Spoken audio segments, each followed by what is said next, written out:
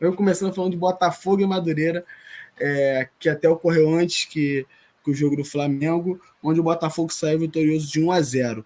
A gente já vai ter só acesso ao gol do Botafogo aí, o único gol da partida. Vou pedir a produção colocar na tela, antes de a gente entrar para falar sobre o jogo. E o que eu queria... Eu vou deixar vocês falarem algumas perguntas capciosas, mas eu queria comentar um pouco, primeiramente, sobre a torcida do Botafogo, né? A torcida do Botafogo, ela já se esperava, né? Se você for puxar para 6 meses atrás, a expectativa é que a torcida do Botafogo encheria numa abertura de temporada, né? Pelo fato de se esperar o Botafogo campeão, enfim. E eu diria que quase 8.000 botafoguenses, num calor que esteve ontem no Rio de Janeiro, com o time da forma que terminou o ano, eu diria que foi até muito bem.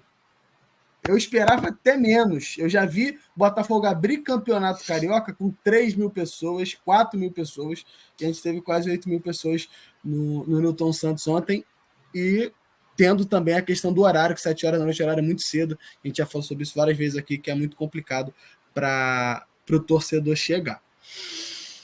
Bom, depois desse desabafo de um pouco do lado torcedor, falando sobre o jogo, o Botafogo estreou já alguns reforços, teve o Lucas Alter, o Alexander Barbosa e o Jefinho estreando no time titular, Jefinho voltando ao Botafogo, né, e que foi autor do gol ali do Botafogo. O Botafogo fez um bom primeiro tempo, acaba realmente caindo de produção no segundo tempo, até correndo riscos depois da substituição de alguns jogadores, mas terminou o jogo 1-0. Vou pedir para o Leandro falar um pouco sobre esse jogo, o que ele viu e o que ele acha dessa estreia do Botafogo. Boa. Cara, Botafogo e Madureira, que é um grande clássico, né, de clubes da mesma prateleira aqui do estado. Vocês começaram querendo a ideia de vocês hoje. O Thiago já ofendeu toda a torcida cruzeirense. Isso, cara. O Leandro já ofendeu toda a torcida. São 2 bairros, é isso? Ô, Leandro, são nada mais que 2 bairros. Exato. É isso que eu ia falar. Um na Zona Norte e outro na Zona Sul do Rio. Assim, que mostra essa rivalidade, né, entre pessoas de alto potencial, né, de compra e as de menor potencial de compra. E o Madureira fez frente, em Zona Norte, estamos aí. Não, mas fora brincadeira, para a torcida do Botafogo, isso é só uma brincadeira, hein? Pelo amor de Deus. Carinho, só uma brincadeira.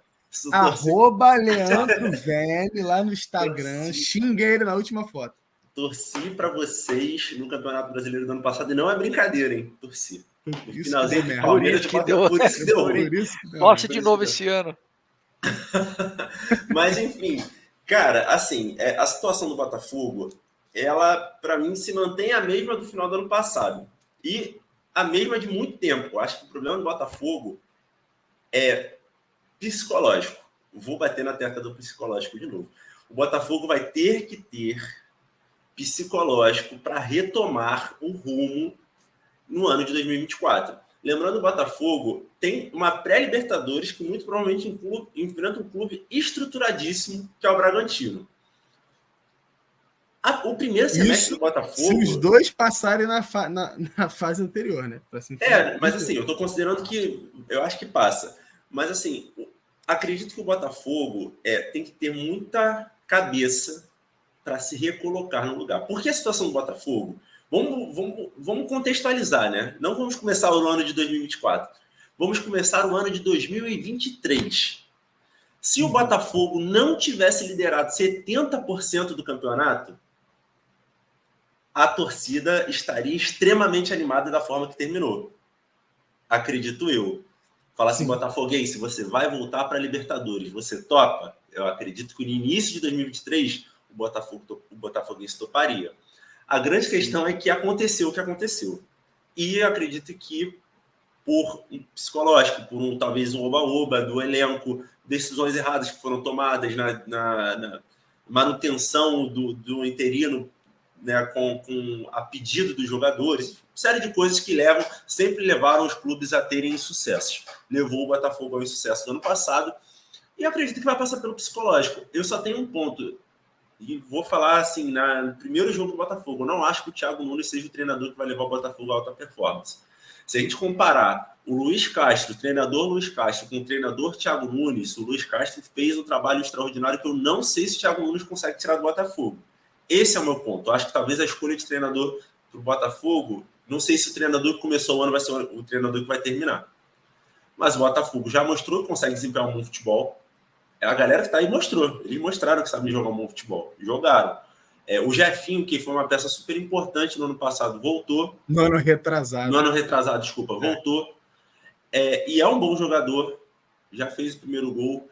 Então, assim, acho que o Botafogo consegue desempenhar um bom futebol esse ano. Acho que o torcedor do Botafogo está desanimado pelo que aconteceu. Mas se a gente for pegar uma história um pouco maior, o Botafogo está melhor do que muitos anos atrás. Então, assim, sim, também não é para...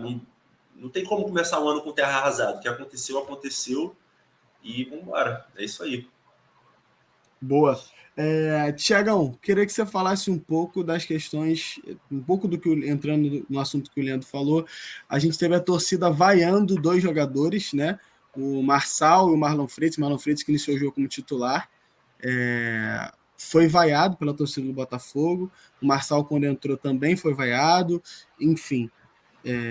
E também até críticas ao próprio John Textor, questionando a questão do Botafogo ser clube satélite, né? Dos outros clubes da Eagle Holding. Então, eu queria que você falasse um pouco dessa questão da pressão da torcida, tanto no John Textor quanto dos jogadores que ainda são remanescentes do ano passado. Né?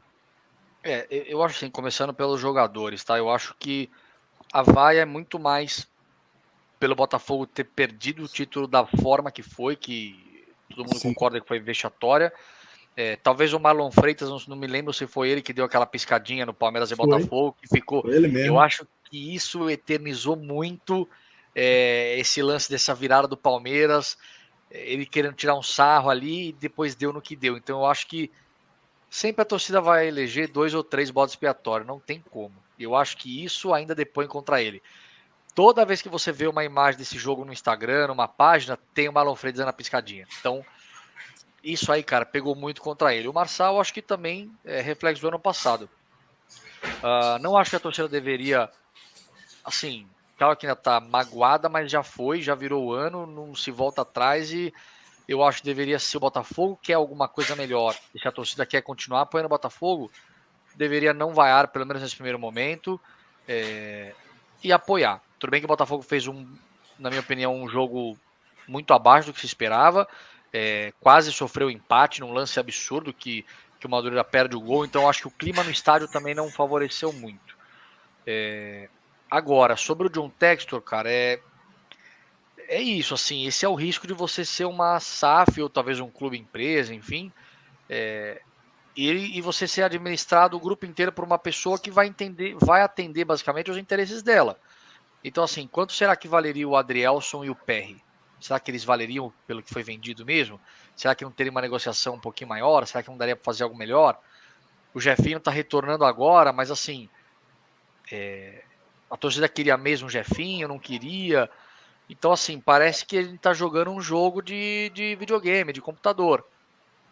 Eu assumo 4 times e movo um para cá, um para lá, um para cá, um para lá, como eu bem entender. Sim. E isso pode gerar um problema muito grande, até mesmo pensando em novas contratações ou em novos planejamentos, do tipo, eu tenho um jogador para comprar da Roma e um do Lyon. Vou comprar o do Lyon que eu ganho também. E aí? Entendeu? Tipo assim, então esse pode ser o grande problema.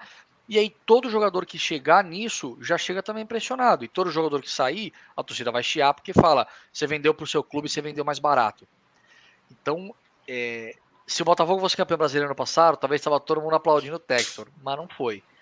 Então ele vai ter que aguentar, a torcida do Botafogo vai ter que entender como é que vai funcionar esse jogo de peças aí e fazer o papel dela. Se achar que tá ruim, que não tá bom, que o negócio tá...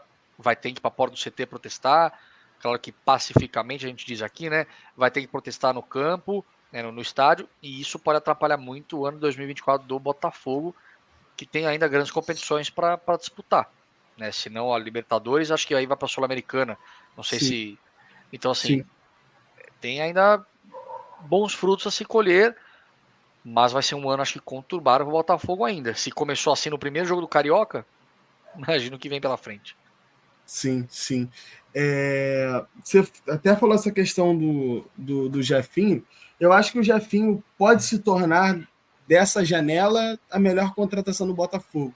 O pessoal fala assim, mas vai ter o Savarino, jogador já experiente, campeão e tal, mas eu acho que o Jefinho, ele aparentemente o primeiro jogo deixou de impressão é que ele melhorou, né, na tomada de decisão final, na finalização, ele está um pouco mais forte assim, parece que realmente ele está potencializado que ele já saiu do Botafogo fazendo. Ele é um jogador que faltou muito no Botafogo ano passado, que é um jogador de fazer a jogada improvável, diferente. Vitor Sá é um jogador que jogava naquela ponta, é um bom jogador, é um jogador só que é muito veloz, mas não tanto de drible, de um contra um, criativo, exatamente. Então, eu acho que o Jefinho pode dar uma perspectiva diferente para esse time em alguns momentos e pode fazer diferença, como ele já começou fazendo ontem, foi o melhor jogador do Botafogo em campo, dividindo para mim o posto do Gatito, que nos momentos que foi esperado o Gatito foi bem, e o Gatito voltando à titularidade do Botafogo. Eu não sei como o John está vindo nos treinamentos, mas se fosse na minha opinião, acho que o Gatito teria que ser mantido como titular, por tudo que ele já tem no Botafogo. E a outra pergunta que eu queria fazer para vocês é desse pessoal que saiu, a gente teve a saída do Adrielson, do PR, já embaixo, o Cuesta agora que não está sendo aproveitado, né? E ele deve sair do Botafogo também.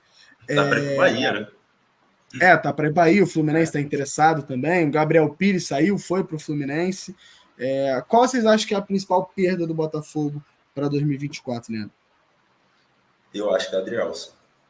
Eu acho que é um jogador que no final do campeonato ficou sem confiança, e aí confiança abala qualquer tipo de jogador. Mas um jogador tecnicamente muito bom, um xerifão ali para a zaga. O Adrielson fez um campeonato muito bom no ano passado. Se a gente for pegar o recorte geral do campeonato, a fase final foi ruim. Acho que o Adrielson, até porque no gol, o Lucas Perry estava fazendo uma ótima performance, mas o Gatito é um bom goleiro também. Acho que o Gatito consegue suprir essa falta. Então, acho que para mim, Adrielson é a principal perda do Botafogo. Boa, e aí, Thiagão? Cara, eu concordo, assim, viu, concordo com o Leandro. Acho que foi a principal perda. Acho que o Lucas Perry era um ótimo goleiro, apesar de ter aquelas questões de estar acima do peso, um pouquinho e tal, mas acho que o goleiro você repõe a altura. O Gatito já é um cara que, para mim, é melhor do que o Perry, por exemplo. E o John é uma aposta, né? Jogou bem no Santos, o John ficou parado, sou fanzaço do John, inclusive tem meu apoio esse goleiro, porque era o goleiro da final da Libertadores em 2020, quando ficou parado para o Breno Lopes, mas é um bom goleiro, cara, assim, eu acho que é um jovem, já atuou pelo Santos bastante tempo, inclusive, tem potencial, mas acho que o Adrielson, ainda mais quando você fala em jovens zagueiros, que são muito bons, e muito difícil achar um jovem zagueiro hoje que tem a personalidade de jogar. Eu acho que o Botafogo inteiro ficou sem confiança, né? E isso afetou ele também. Então acho que ele é a principal perda. Mas talvez se vale ressaltar alguma coisa, que o Botafogo, apesar dos pesares, na minha visão, manteve uma bela base do ano passado. Eu acho que isso é muito importante para a construção do time e das competições para esse ano. Então manteve a maioria dos jogadores, não houve uma limpa, né? Então isso é muito bom. Tá aí uma coisa positiva para o Botafogo. Isso ajuda até no próprio entrosamento dos jogadores. O Botafogo ontem em campo mostrou certo, principalmente no primeiro tempo, as triangulações aconteceram, o Botafogo chegou ao gol. Claro que perdeu alguns gols, né? O Tiquinho ainda tá com a confiança muito abalada, né? Perdeu gols que o Tiquinho de julho não perderia, mas o Tiquinho de novembro, por exemplo, perderia, e ele realmente ainda está precisando, acho que, realmente balançar a rede com frequência para voltar com essa confiança. Eu acho que o Thiago Nunes tem que identificar muito bem isso, dando um exemplo assim, por exemplo, do Abel, o Rony e o Arthur no final do ano passado perderam total a confiança. Jogava Breno Lopes e Hendrick. Então, assim, por nome ninguém vai jogar. Então, acho que essa teria que ser talvez a filosofia do Thiago Nunes para esse ano, do tipo, que nem o Leandro falar, ele não é o treinador que vai elevar o Botafogo, mas ele tem que ter um pouco de moral de dizer, olha, Tiquinho, você não tá bem, senta aqui. Diferente do outro maluco que tirou o Tiquinho e botou o Diego Costa quando o Tiquinho estava muito bem, né? Isso aí foi uma doideira, mas eu acho que chega uma hora que você tem que deixar o jogador um pouco no banco, fazer ele recuperar a confiança para voltar. Boa.